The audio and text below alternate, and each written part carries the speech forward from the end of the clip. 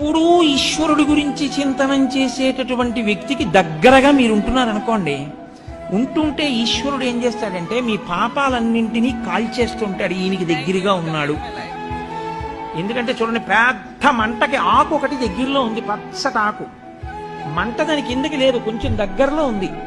కానీ వేడి తగలగా తగలగా తగలగా తగలగా వడిలిపోయి ఎండిపోయినట్లయిపోయి ఈ సగకి అంటుకుని ఇది కాలిపోతుంది.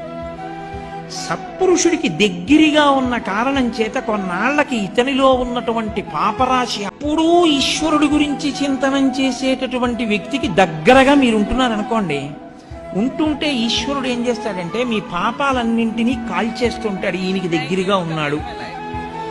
ఎందుకంటే చూడండి, పెద్ద మంటకి ఆకు ఒకటి దగ్గరలో ఉంది, పచ్చటి ఆకు.